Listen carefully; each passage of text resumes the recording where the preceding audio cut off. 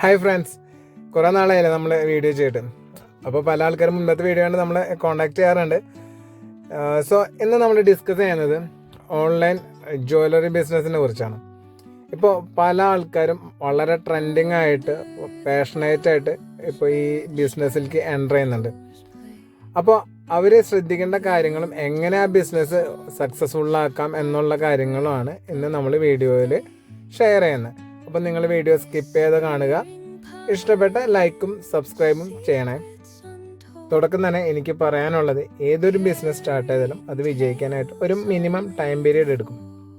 പിന്നെ നിങ്ങളൊരു business start ചെയ്ത് തുടങ്ങിയിട്ടുണ്ടെങ്കിലും അല്ലെങ്കിൽ തുടങ്ങാൻ പോകുന്നുണ്ടെങ്കിലും നിങ്ങൾക്ക് പല രീതിയിലുള്ള റീൽസുകൾ കാണാൻ പറ്റും. ചിലത് നിങ്ങളെ എൻകറേജ് ചെയ്യണതായിരിക്കും, ചിലത് നിങ്ങളെന്തെയും ഡിസ്കറേജ് ചെയ്യണതായിരിക്കും. പക്ഷെ ഒരു കാര്യം ശ്രദ്ധിച്ചാൽ മതി, എല്ലാവരും ബിസിനസ് ചെയ്താൽ വിജയിക്കണം എന്നില്ല. അത് ഇൻഡിവിജ്വലായിട്ട് ഓരോരുത്തർക്കും ഓരോ കഴിവുണ്ടായിരിക്കും. ഇപ്പോൾ ചിലർ ഓൺലൈൻ ബിസിനസ് സക്സസ്ഫുൾ ആയിട്ടുണ്ട്, ചില ആൾക്കാർ ഫെയിലിയർ ആയിട്ടുണ്ട്. ഇതെല്ലാം മൈൻഡ് സെറ്റും അവരുടെ തിങ്കിങ് പ്രോസസ്സിനെ ഡിപ്പെൻഡ് ആയിട്ടാണ് ഇരിക്കുന്നത്. സോ അതൊന്നും നിങ്ങൾ കൺസിഡർ ചെയ്യേണ്ട കാര്യമില്ല. ഇനി നമുക്ക് മെയിനായിട്ട് എങ്ങനെ ഈ ബിസിനസ് സക്സസ്ഫുൾ ആക്കാം എന്നുള്ള ടോപ്പിക്കിലേക്ക് നമുക്ക് കിടക്കാം.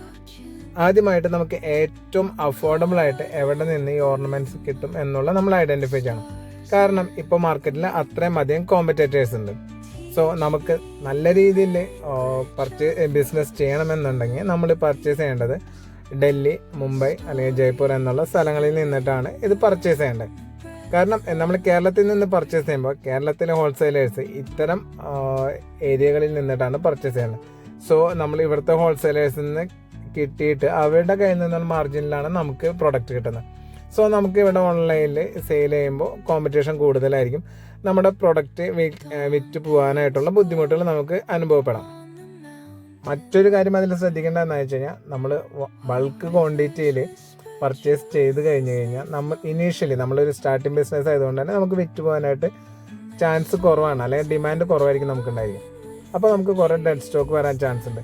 അത് നമുക്ക് ഓവർകം ചെയ്യാനായിട്ട് നമ്മൾ പർച്ചേസ് ചെയ്യുമ്പോൾ നമുക്ക് ഓൺലൈൻ സെയിൽ ചെയ്യുന്നതിനോടൊപ്പം തന്നെ നമുക്ക് നാട്ടിൻപുറത്തുള്ള ലോക്കൽ ഷോപ്പുകളിലേക്കും കൂടി നമുക്ക് ഡിസ്ട്രിബ്യൂഷൻ ചെയ്യാൻ പറ്റുകയാണെന്നുണ്ടെങ്കിൽ ഇത്തരത്തിലുള്ള ഡെഡ് സ്റ്റോക്കുകൾ നമുക്ക് അവോയ്ഡ് ചെയ്യാൻ പറ്റും. പിന്നെ പർച്ചേസ് ചെയ്യുമ്പോൾ ശ്രദ്ധിക്കേണ്ട മറ്റൊരു കാര്യം എന്താണെന്ന് വെച്ച് കഴിഞ്ഞാൽ, നമ്മൾ ബൾക്കായിട്ട് എടുക്കുമ്പോൾ ഈ പ്രൊഡക്റ്റുകളിൽ ഡാമേജ് ഉള്ള പ്രൊഡക്റ്റുകൾ ഉണ്ടാവും. അത് ഓരോന്നായിട്ട് നിങ്ങൾ ഐഡൻറ്റിഫൈ ചെയ്ത് എടുത്തില്ല എന്നുണ്ടെങ്കിൽ നിങ്ങൾക്കതൊരു നഷ്ടത്തിലേക്ക് പോകാനായിട്ട് ചാൻസ് ഉണ്ട്. ഇനി പ്രൊഡക്റ്റ് നമ്മൾ പർച്ചേസ് ചെയ്താൽ നമ്മുടെ അടുത്ത ലക്ഷ്യം എന്ന് പറയുന്നത് വിൽക്കലാണ്. അപ്പോൾ മെയിൻലി എല്ലാവരും ചെയ്യുന്നത് ഇൻസ്റ്റാഗ്രാമും അതുപോലെ തന്നെ ഫേസ്ബുക്കിൽ കൂടെയും വീഡിയോസ് ഇട്ടിട്ടും അല്ലെങ്കിൽ റീൽസ് ഇട്ടിട്ടാണ് നമ്മളൊരു മാർക്കറ്റ് ക്യാപ്ചർ ചെയ്യുന്നത്. അപ്പോൾ ഇനീഷ്യലി നമ്മളിടുന്ന വീഡിയോസ് അല്ലെങ്കിൽ റീൽസോ അധികം ആൾക്കാരിലേക്ക് റീച്ച് ആവില്ല. അപ്പോൾ നമ്മളത് ബൂസ്റ്റ് ചെയ്യേണ്ടി വരും. അപ്പോൾ മിനിമം നമുക്കൊരു ദിവസം ഒരു 300 രൂപയുടെ താഴെ നമുക്ക് കോസ്റ്റ് വരാൻ ചാൻസ് ഉണ്ട്. അപ്പോൾ ആ ഒരു എമൗണ്ട് നമുക്കൊരു 2 month ടൈം പീരീഡിലേക്കെങ്കിലും നമ്മൾ എന്ത് ചെയ്യണം, കണ്ടെത്തേണ്ടതുണ്ട്. ഈ സമയത്തിനുള്ളിൽ ചിലപ്പോൾ നമുക്ക് വരുന്ന എൻക്വയറീസ് വളരെ ലിമിറ്റഡ് ആയിരിക്കും. എന്നിരുന്നാൽ കൂടി നിങ്ങൾ ഒരിക്കലും തളരാതെ ഒരു ലോങ് ടൈമിലേക്ക് ഫോക്കസ് ചെയ്ത് കഴിഞ്ഞ് കഴിഞ്ഞാൽ നിങ്ങളുടെ ഫോളോവേഴ്സിൻ്റെ എണ്ണം കൂടും, നിങ്ങൾക്ക് ഡിമാൻഡ് കൂടും. പിന്നീട് ഒരു പർട്ടിക്കുലർ ടൈം പീരീഡ് കഴിയുമ്പോൾ നിങ്ങൾ ഏത് പ്രൊഡക്റ്റ് ഇട്ട് കഴിഞ്ഞാലും മിനിമം ഒരു ഡിമാൻഡ് ഉണ്ടാവുന്നതാണ്. സോഷ്യൽ മീഡിയ പ്ലാറ്റ്ഫോമിൻ്റെ ഒപ്പം തന്നെ ഇമ്പോർട്ടൻ്റ് ഉള്ളതാണ് ഈ ഫ്ലിപ്കാർട്ടും ആമസോണും അതുപോലെ തന്നെ മീഷോയും പോലുള്ള ഓൺലൈൻ സൈറ്റുകൾ. ഇത്തരം സൈറ്റുകളിൽ നിങ്ങൾക്ക് സെല്ലർ അക്കൗണ്ട് ഓപ്പൺ ചെയ്തതിന് ശേഷം നിങ്ങളുടെ പ്രൊഡക്റ്റ് അതിൽ വിൽക്കാൻ സാധിക്കുന്നതാണ്. അതിനുവേണ്ടി നിങ്ങൾക്കൊരു GST രജിസ്ട്രേഷൻ എടുക്കേണ്ട കാര്യമേ വരുന്നുള്ളൂ. GST രജിസ്ട്രേഷൻ എടുക്കേണ്ടത് നിങ്ങൾക്കൊരു 2500 രൂപ കോസ്റ്റാണ് വരാം. അപ്പോൾ നിങ്ങൾക്ക് ആ ഒരു ഏരിയയിൽ നിന്നിട്ടും നിങ്ങൾക്ക് എൻക്വയറി വരുന്നതാണ്. പിന്നെ ശ്രദ്ധിക്കേണ്ട ഒരു കാര്യം എന്താ വെച്ചാൽ, നിങ്ങൾക്കൊരു എൻക്വയറി വന്നു കഴിഞ്ഞാൽ നിങ്ങളുടെ പ്രൊഡക്റ്റ് ഡെലിവറി ചെയ്യുന്ന സമയത്ത് നിങ്ങളുടെ പാക്കിംഗ് മെറ്റീരിയൽസ് എല്ലാവരും ഇനീഷ്യലി തന്നെ പാക്കിങ്ങിന് വേണ്ടിയിട്ട് ബ്രാൻഡിങ് കാര്യങ്ങളൊക്കെ ചെയ്യാനായിട്ട് വലിയ രീതിയിലുള്ള എമൗണ്ട് ഇൻവെസ്റ്റ് ചെയ്യുന്നത് കാണുന്നുണ്ട്. അത്തരത്തിൽ ഇനീഷ്യലി ചെയ്യേണ്ട കാര്യമില്ല. ഇനീഷ്യലി നിങ്ങളൊരു ചെറിയ രീതിയിൽ നല്ല വൃത്തിക്കുള്ള പാക്കിംഗ് മെറ്റീരിയൽസ് അറേഞ്ച് ചെയ്ത് ചിലപ്പോൾ 50-100 മേടിച്ചിട്ട് ചെയ്ത് ഡെലിവറി ചെയ്താൽ മതി. അതിനുശേഷം നിങ്ങൾ എക്സ്റ്റാബ്ലിഷ് ആയതിനു ശേഷം മാത്രം ഇതുപോലെയുള്ള ബൾക്കായിട്ടുള്ള മാർക്കറ്റിംഗ് മെറ്റീരിയൽസും കാര്യങ്ങളും എടുത്താൽ മതിയാവും. പിന്നെ പാക്കിംഗ് ചെയ്യുമ്പോൾ ശ്രദ്ധിക്കേണ്ട ഒരു എന്താ വെച്ചാൽ, ഡാമേജ് വരാത്ത രീതിയിൽ പാക്കിംഗ് ചെയ്യാൻ ശ്രമിക്കുക.